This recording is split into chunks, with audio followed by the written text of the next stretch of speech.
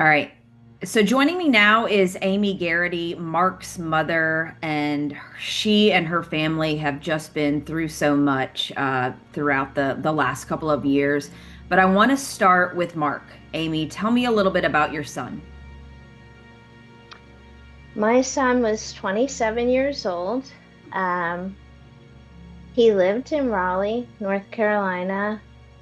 He lived in Wake Forest, North Carolina, most of his life. And um, he was a great kid growing up. And um, he had such compassion and such kindness for people. He truly did. Um, over the years, Mark, as he got into adulthood, he definitely had some struggles. That's no secret. And we supported him and worked through it as best we could. And there were some hard times, and we made the best of it because we loved him. And I I honestly, um, to get not to get off topic, but uh, with addiction, because he struggled with addiction. You know, you it's such an individualized thing. So I know a lot more now, just navigating through it for so many years. And as a mother, as a parent, I wish I could have done things differently. And it's a horrible disease, and he fought hard. And I think he's one of the bravest individuals I've ever met. So, Amy, tell me about his living situation, where he was in his addiction during that time that he went into Taz's supermarket downtown Raleigh. Kind Hmm. of walk me through his state of mind, where he was at in his life. Well, that particular week, that was the week before Easter.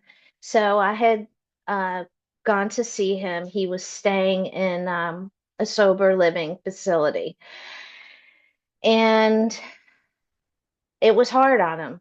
And but he was convicted. He was committed. He was like, I got to do this, Mom. You can't help me. I'm going to do this. So okay. So I saw him on Tuesday, and it was tough because he was still in the beginning of the sober living um, rules and setup. So one of the rules was he couldn't have a cell phone, and I brought him things, but he couldn't have a lot of money on him. There were pretty strict restrictions because you have to work your way towards um, longer sobriety time, and then you start getting your privileges and things back. So that was on. I saw him on Tuesday, on April 4th, and he looked good. He was really tired because he was in a communal living situation, so it was hard for him to sleep. So I brought him earplugs so that he could sleep. So he did look tired, but again, he was committed. I could see it in him. He was tired. He was tired of the fight. He was tired of, and he knew the only way to get sober was Mark had to do it. And then I talked to my son every day, and I remember not hearing from him on Thursday, and it was Thursday afternoon, and I was at work, and um, I don't know, it was just a crazy feeling I had, and I don't know if that's a mother's intuition, but I'm like, gosh, I haven't heard from him. And one way or another, whether he had a phone or not, he was always allowed to call from the facility, or my son was not shy. So he had no problem saying to somebody, "Hey, can I borrow your phone?" And so I didn't hear from him. And at 3:30 in the afternoon, he decided to walk into the face of evil. And he had time during the day to walk around and go places. And for the life of me, I'll never understand. Um, my son was street smart, and um, he could stand up for himself, and but he didn't look for trouble. I can promise you that. He saw the good in people, and he really would. He just wasn't confrontational at all. So he walked into this convenience store, and he was accused of stealing, and which, by the way, that was never proven. I think you know that.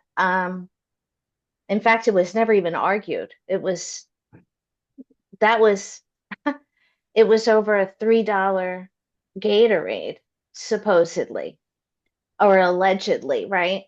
And so that he was confronted out the gate by the murderer. I can't really address him because if I were to address him, you would definitely edit me.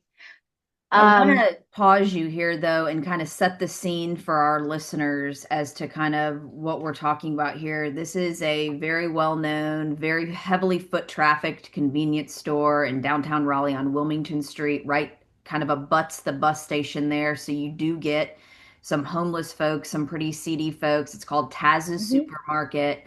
It's owned by, or was owned, we should say, at the time of, this April 2023 killing by Taiseer Zarka, a man in his 60s. Um, and it wasn't the safest place on the block, but it was convenient to the bus station, right? And what Amy is referring to at this point is her son going in. He's got a duffel bag on him. He, I believe, at the time, was had a Gatorade in his hand, or we even thought he might have been going to buy some ice cream, right? But what's at stake here, and I want to remind our viewers, is maybe just a couple dollars. And I'll let Amy take it from here. I know, Amy, you didn't see a lot of the incredibly graphic video of the actual stabbing of your son.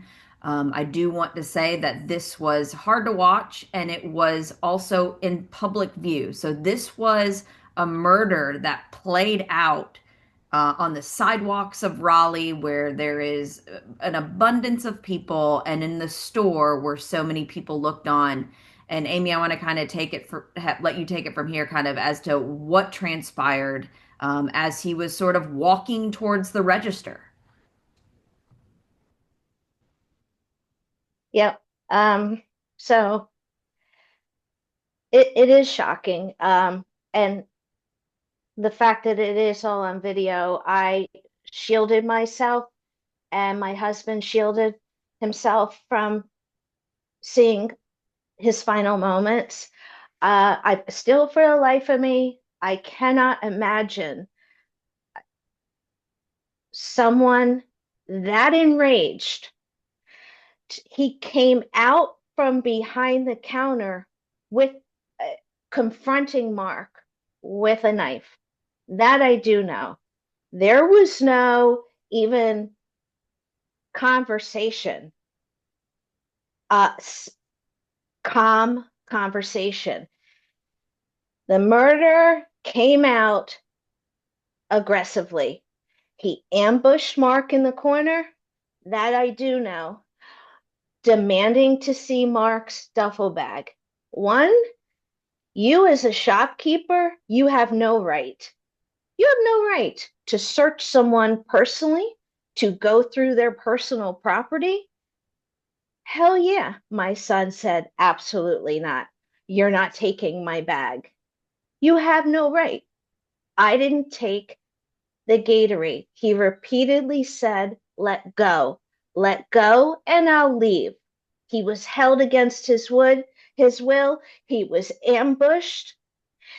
as the community and the people in that store sat there filming. Where was their moral responsibility as it got heated, as he's peppering Mark with, he's taunting Mark with a knife as he's questioning him.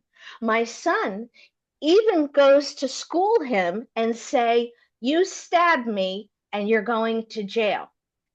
He's trying to de-escalate the situation. At no point did anyone see the need to call 911 as blood is soaking my son's shirt.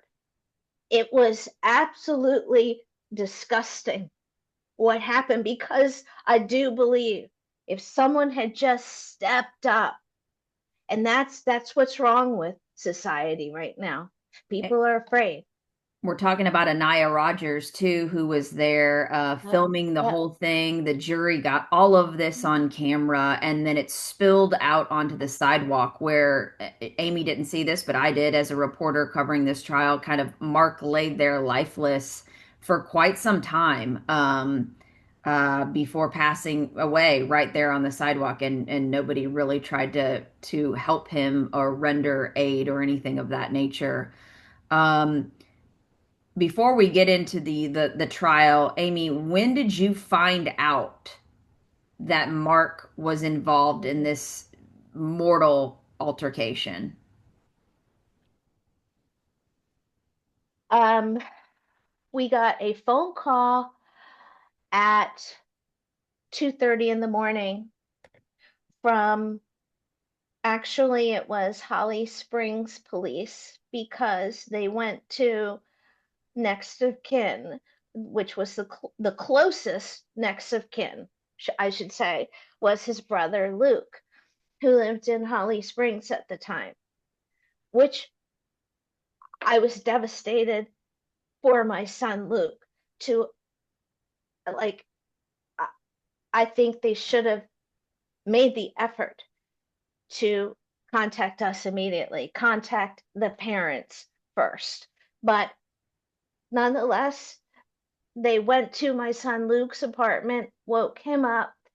He clearly could not speak. So he asked the police to call us and give us the news over the phone. We were told at 2:30 in the morning. So you can imagine, just like, all I heard, and this is all that was told to me: there was an incident in a convenience store in Raleigh. Your son has succumbed to his injuries and passed away. That was all we got. We knew nothing, nothing. And then when I tried to call Raleigh police, it was Friday, Good Friday before Easter, and I was told by dispatch, "Ma'am, it's a holiday weekend. We have a lot of our officers on vacation." I'm so sorry that my son's death has inconvenienced y'all's vacation, but I need answers. And we didn't have answers. We had more, we did not have answers. And here was the big caveat to all this: they didn't make an arrest. They weren't going to arrest. They weren't going to arrest him. It took 14 days. Shockingly, I think, honestly, I wasn't going to shut up about it either. And that's where there's a lot of just stuff does not sit well with me at all still. Taiseer Zarka was arrested, like Amy said, 2 weeks after this crime, and it was for second degree murder, I believe, right, Amy? It wasn't even for first degree. It was first degree at the arraignment. It And then they was. lowered the charge. They lowered the charge. And then They we should lowered it. mention he did bond out, which is very unusual for a murder suspect. Again, that was a disgrace, the bond hearing. Um, you know, you forget the victim. I'm not sure what that was about. We should have been allowed to speak to the judge at the bond hearing. We weren't even given that option. They set the bond, and he goes on his merry way back in that murder scene, back in that store to work and make money for his defense. And, all this time, obviously, the prosecutors in Wake County are prepping for trial. A lot of evidence. This was an unusual crime where everything was caught on camera, right? So you've got just a lot of digital evidence, a lot of video at play. Let's fast forward now as we gear up for the trial that was earlier this year. I covered it for WRAL. And this was a national case. This was a case that garnered national media. Court TV specifically was on the scene. Let's talk about that. This was sort of your first time, Amy, you and your family face to face with Taiseer Zarka, and a case, also a rarity in which he himself took the stand. And I remember quite vividly, you and your family members left the courtroom so you wouldn't have to hear his testimony. Yeah, because he lied. He lied, and so did the other witnesses for the defense. They lied. They lied, and you know what? The prosecutor, he could have called more witnesses for Mark's character because my son was clearly on trial. He could have called me. I've talked to many other parents who were called on to testify on their child's behalf and speak about their child. And I wasn't allowed. I think there was a lot more that the DA could have done.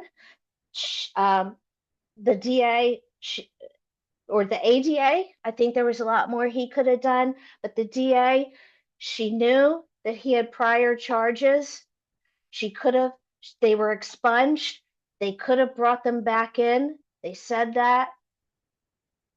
And now I know I'm in a different I can't speak about it, but I'm in a civil case right now.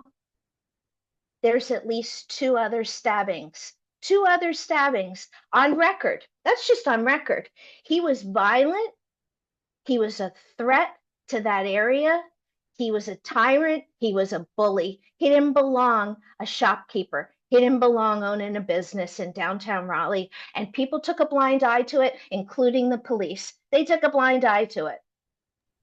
And now look, a 27-year-old is massacred in broad daylight over a Gatorade, which again, I'm going to reiterate, was never proven that he stole it.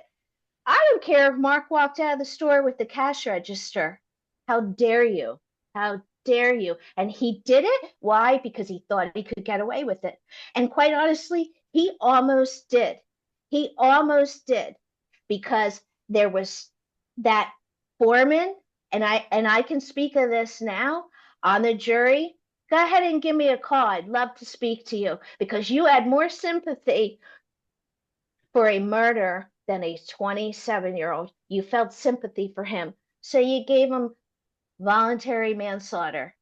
And here we are, soft on crime in North Carolina, sentencing 7.5 years. Do you know what you did to me and my family? Please. So Amy wasn't in the room for the testimony of Zarka. Obviously he claimed self-defense, and they believed the defense that Mark was, on some sort of substance or impaired, and that's why he wouldn't comply when Taiseer Zarka asked him to open the bag. Um, you know, Either way, well, I should mention this too, Amy. Zarka even claimed that your son was carrying a pistol. That Oh, was yeah. not proven either.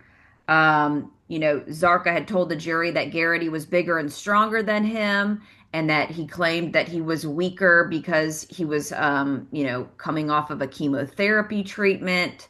Right. There was really an interesting defense in this case, and also, it's very interesting to hear from uh, the defendant himself. So fast forward now, I believe, gosh, we were in that courtroom for over a week, Nine nine nine days, days. 9 days. 9 days. Right. So And yep, and that's that again, to your point about the Mark was stronger than him. I can assure you, my son didn't fight back because this would have been a different. My son was trying to de-escalate this situation. You could see him try, let go and I'll leave, let go. What right does he have? What right did Taiseer Zarka have to pull on my son's backpack, to demand who to demand to touch my son? He had no right whatsoever. And that's where I don't understand how people didn't see it as second degree murder. Most of the country saw it as second degree murder, and and somehow they sing a song about his cancer and poor him because of his cancer. He's wielding a knife. He's multiple stab wounds through my son's heart. That's a weak man. That's a weak man. No, that is an evil man. Evil man. And I want to mention too that the jury also saw Zarka's actions after the stabbing. He went about the business. It was opened up. He pulled out a mop and, mopped the blood off the floor as Mark was dying outside and went on his merry way. Now, when there was the charging conference with the jury during this trial, they were set to decide on a few things: second degree murder, involuntary manslaughter, and also one interesting of note that consequently wasn't proven, which was an aggravating factor, because at the time of Mark's death, inside of Taiseer Zarka's store were young children who witnessed this, and obviously to prove an aggravating factor, they obviously witnessed trauma that is sort of branded upon them for the rest of their lives.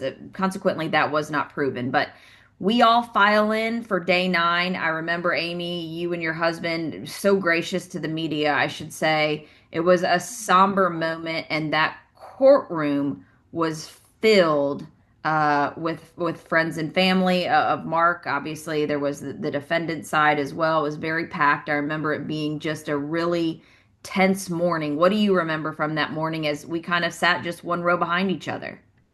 Right, right. And thank you for jogging my memory. I forgot actually about the aggravating factor. And again, shocked, right? It was they had one job. The jury had one job. Yes or no, was a 4-year-old in the store? Yes or no, was a 4-year-old in the store? And that in itself was alarming, that that was the aggravating factor. Did this 4-year-old child witness this horrific killing, massacre? Yes, he did. And so the jury, so again, I'm grateful that that was a hung jury for that part of the trial. So I guess I should be grateful that this wasn't a complete hung jury on the criminal, but again, should have been second degree, and it was a violent store. Everybody knew this. There was a lot of criminal activity that went on in that store. Um, I'm angry. I sound angry. I know. It's frustration because I'm at the mercy. We were at the mercy and we just sat there. We prayed, and we convinced ourselves, no doubt, this has to be second degree. And it was shocking. I want to mention one thing because our podcast really delves into a lot of behind the scenes things. This was also unusual because we have to remember Zarko is out free. So he was in a suit with an ankle monitor roaming the halls of the Wake County Justice Center amongst the family, which I had never been a part of before in 20 years of covering crime. Amy, I know that that was so um, Yeah. tense for you Yep. and your family to be side by side with him in the hallway. One note I wanted to mention about that.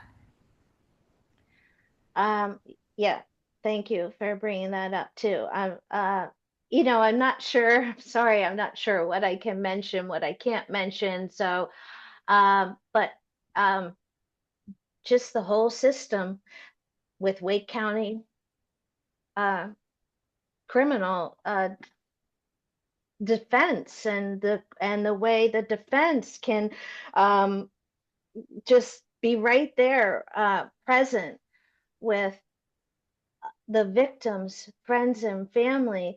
And he had a cavalier attitude.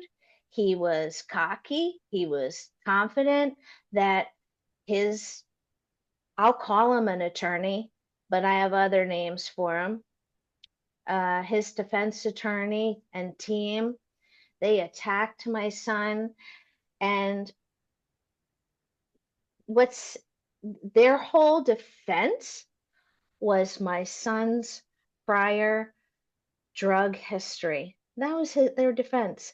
I don't care if my son walked in there loaded with drugs in his system, raging, drunk, whatever. You don't kill somebody. You don't kill somebody. You don't take the law into your own hands. And my case was just an absolute disgrace. And I've spoken to other retired DAs across the country that what is wrong with North Carolina? What is wrong with North Carolina? So I want to get to this case becomes in the hands of 12 jurors, right, with the charges that I aforementioned. And it was a waiting game, and it was a long one because they did not come back that first day. They came back the second day. And we were all there with bated breath. I remember my heart rate was so sky high. I can only imagine what yours was. Um, let's go through that moment, Amy, when the clerk read the verdict. I I don't even think it should have been. I don't think second voluntary manslaughter should have even been on the table. Quite honestly, I think it should have been first degree and then you offer second degree. I could have handled that. It was shocking. Yes, you talk about my heart rate. I don't know how this has significantly affected my husband and I and our health. And my heart rate, I could hear it in my ears. I was shaking. I was shaking. And again, we sat there and couldn't say a word, couldn't react. We were coached. We were coached on our victim impact statement. Oh, you can't say that. Um, you know, I just want to know, why didn't you fight harder for my son? Because he fought hard. He fought hard for 9 years to get through what he went through with his struggles with addiction. And then to have what happened to him, where was the mercy? Where was the mercy of the community? And and is that what you do? You look at someone's life like, well, he had no value because he had an addiction. He had a disease. So if he had cancer, which is also considered a disease, okay, we have mercy on that. But you don't look at um, a drug addiction, substance use disorder. It's considered a disease. And that's where, you know, he it's a life sentence for my husband and I, and I won't stop fighting. Um, and I think it's real important that people pay attention to. Uh, I there have been cases where shopkeepers, you know, you're not allowed to restrain the customer.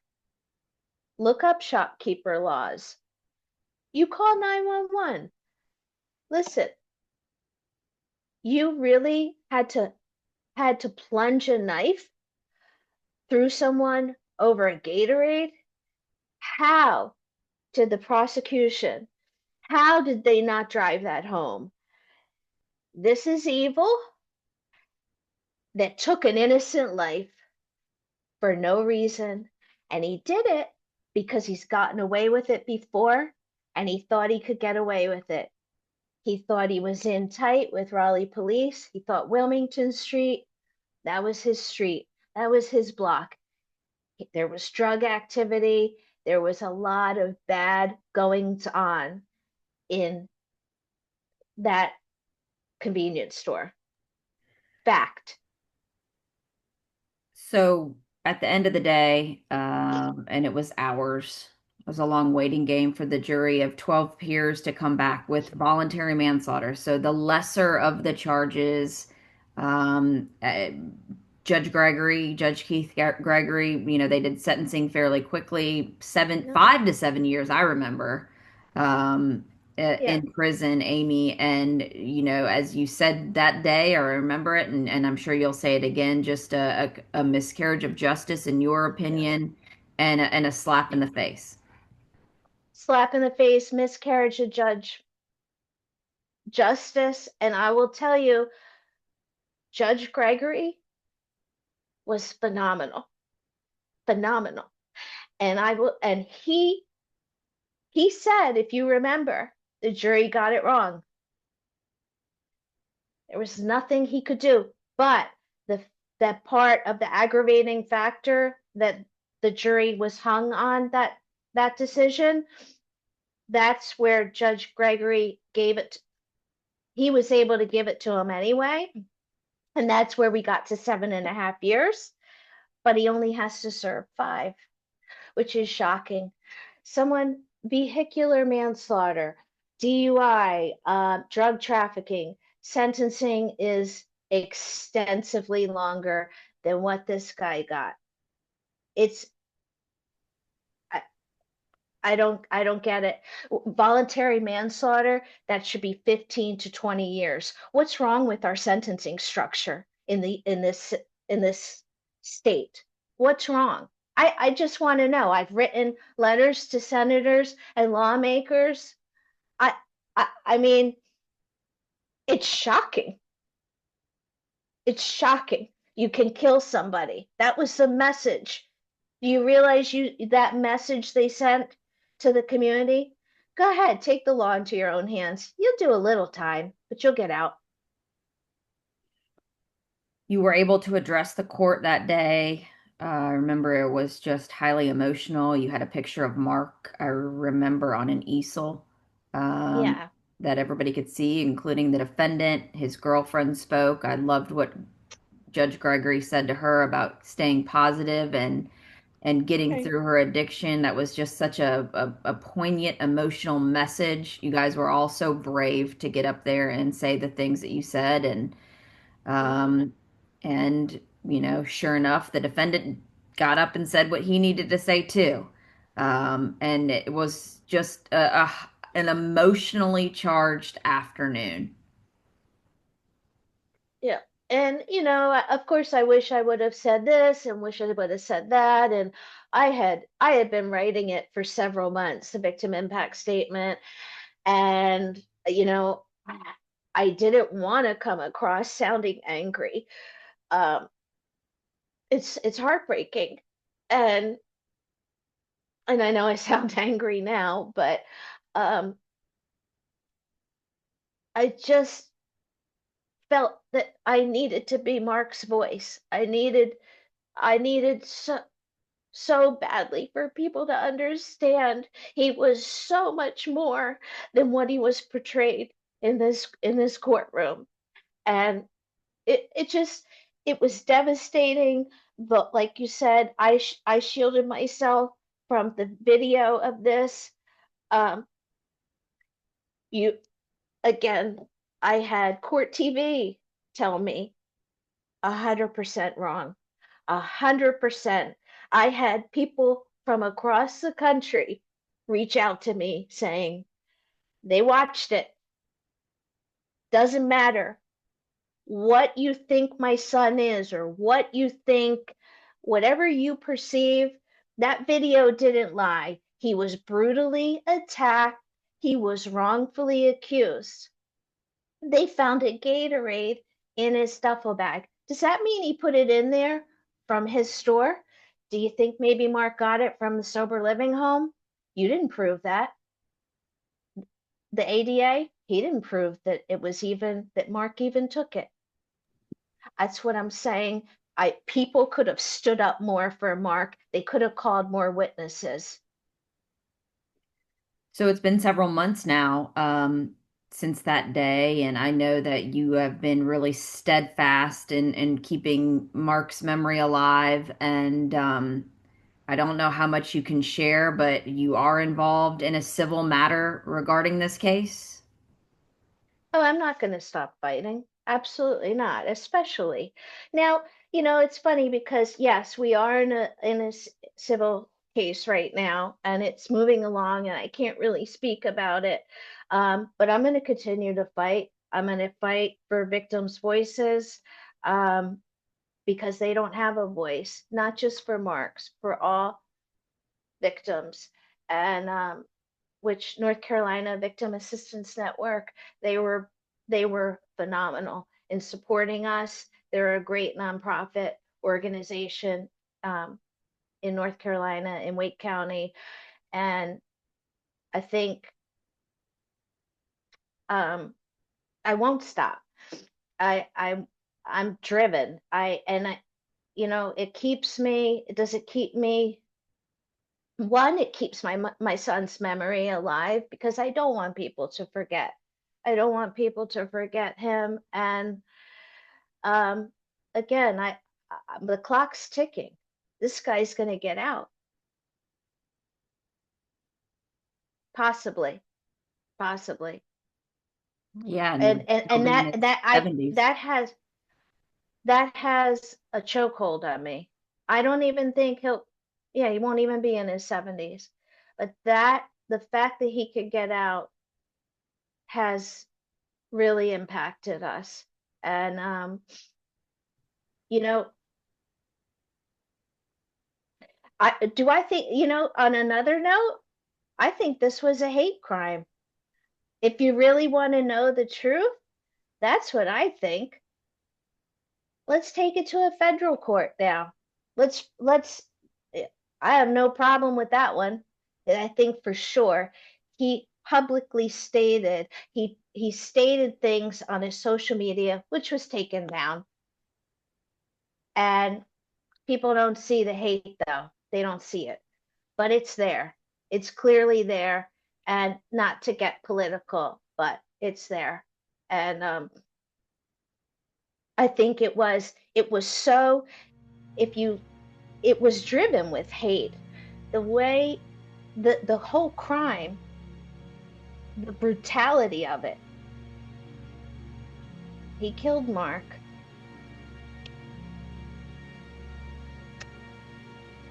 and he didn't care. He had zero remorse. He never apologized, not once. You know what he said? I'm sorry he went into the store that day. That's what he said. And again, I know I'm angry and it's going to take us a long time to get through it, if we ever do. Um, but I'm grateful for you and for honestly reporting and your passion towards our case. I'm very grateful. And I'm grateful for Judge Gregory.